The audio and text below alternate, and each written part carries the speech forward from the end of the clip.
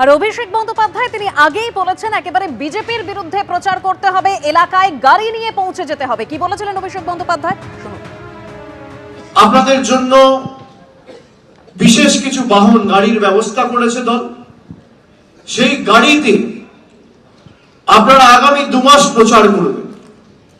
প্রত্যেকটা গাড়িতে 3 জন 4 জন 5 জন করে প্রতিনিধিরা থাকবেন এবং আগামী 2 মাস আপনাদের এই প্রচার চালাতে হবে। সবাইকে কিছু বুকলেট দেওয়া হবে, আপনারা বিভিন্ন গ্রামে যাবেন, এলাকায় যাবেন এবং সেখানে গিয়ে আমাদের যে সরকারের সাফল্য এবং বিজেপির ধারাবাহিক অত্যাচার এসসি এসটিদের উপর, এগুলো পুঙ্খানুপুঙ্খভাবে আপনাদের তুলে ধরতে হবে। 1 মার্চ থেকে বিজেপির পরিবর্তন যাত্রার কর্মসূচি শুরু হয়েছে। আমরা দেখেছি অমিত শাহ থেকে শুরু করে নীতিন নবীন, ধর্মেন্দ্র প্রধান প্রত্যেকেই উপস্থিত ছিলেন। আর আগামীকালও এই পরিবর্তন যাত্রার কর্মসূচিতে বিজেপির একাধিক কেন্দ্রীয় নেতা থাকতে চলেছেন।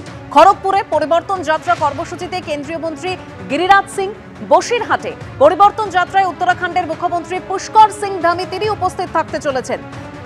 আসানসোলে পরিবর্তন যাত্রায় ঝাড়খণ্ডের প্রাক্তন মুখ্যমন্ত্রী অর্জুন মুন্ডা তিনি থাকবেন। অন্যদিকে খবর পাওয়া যাচ্ছে কোচবিহারে, যেখানে পরিবর্তন যাত্রায় আসছেন কেন্দ্রীয় মন্ত্রী জিতিন প্রসাদ। রায়গঞ্জে পরিবর্তন যাত্রায় আসছেন মধ্যপ্রদেশের মন্ত্রী সাবিত্রী ঠাকুর।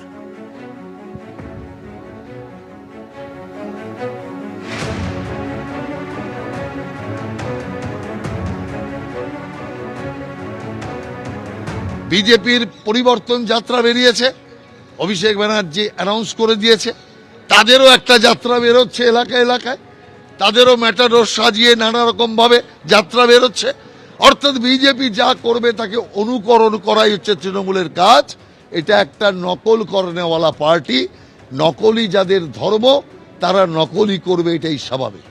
অভিষেক বন্দ্যোপাধ্যায় দিকে যখন বিজেপির বিরুদ্ধে প্রচারের জন্য এভাবে দিক নির্দেশ করছেন, তখন সুকান্ত মজুমদার তিনি কিন্তু বলছেন যে কোনোভাবে বিজেপির পরিবর্তন যাত্রায় তৃণমূল যদি বাধা দেয় তাহলে মুখোমুখি সংঘর্ষ হবে। এভাবেই হুঁশিয়ারি দিয়েছেন সুকান্ত মজুমদার। তৃণমূল হামলা করলে ইটের জবাবে পাথর, তৃণমূলকে হুঁশিয়ারি দিয়ে তিনি আরো বলছেন পরিবর্তন যাত্রায় বাধা দিলে মুখোমুখি সংঘর্ষ হবে, মুখোমুখি সংঘর্ষের জন্য আমরা প্রস্তুত। পরিবর্তন যাত্রা নিয়ে হুঁশিয়ারি দিয়েছেন কেন্দ্রীয় প্রতিমন্ত্রী।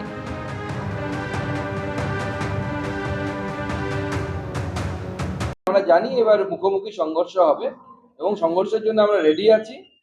তবে পরিষ্কার বলে দিচ্ছি, যদি তৃণমূল কংগ্রেস ভাবে যে আমাদের যাত্রায় ঝামেলা করে যাত্রাকে আটকে দেবে, ইটের জবাব কিন্তু পাথর দিয়ে দেবো, পরিষ্কার বলে দিচ্ছি। ঠাকুর ঘরে কে আমি তো কলা খাইনির গল্প। তৃণমূল কোথায় বললো কোনো যাত্রায় বাধা দেওয়া হবে কি যাত্রা পালাতে বাধা দেওয়া হবে? তৃণমূলের কেউ বলেনি, তৃণমূলের কোনো নেতৃত্ব, কোনো রাজ্য নেতৃত্ব, কোনো মুখপাত্র এই কথা বলেননি।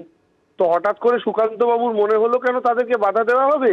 আর হঠাৎ করে সেটা নিজে থেকে তিনি বলতেই বা গেলেন কেন যে পাটকেল কি ইট ইত্যাদি মারা হবে? তার মানে কি বিজেপি অলরেডি এরকম প্ল্যানিং করে বসে আছে, নিজেদেরই লোকজনদের দিয়ে সাজিয়ে ইট পাথর বানানোর গল্প করবেন? আমি এইটুকু বুঝতে পারছি বিজেপি কিন্তু এরকমই কিছু একটা প্রস্তুতি নেওয়ার চেষ্টা করছে, কারণ সুকান্ত মজুমদারের কথায় ওই ঠাকুর ঘরে কি আমি তো কলা খাইনি এটা স্পষ্ট হয়ে যাচ্ছে। মগরাহাট পশ্চিমের উস্তির ছবি আপনারা দেখতে পাচ্ছেন, যেখানে তৃণমূল কংগ্রেস এভাবেই দেহ রেখে রাস্তায় বিক্ষোভ দেখায়। তার কারণ সেখানে ভোটারের ঝুলন্ত দেহ উদ্ধার ঘিরে চাঞ্চল্য ছড়িয়েছে এবং ওই মৃতের পরিবার দাবি করেছেন যে বিবেচনাধীনের তালিকায় নাম ছিল ওই ভোটারের এবং তিনি আতঙ্কে ছিলেন। আর ভোটারের মৃত্যুতে উত্তপ্ত উত্তর কুসুম পঞ্চায়েত এলাকা। রাস্তায় দেহ নিয়ে এভাবেই তৃণমূলের তরফে বিক্ষোভ দেখানো হয়।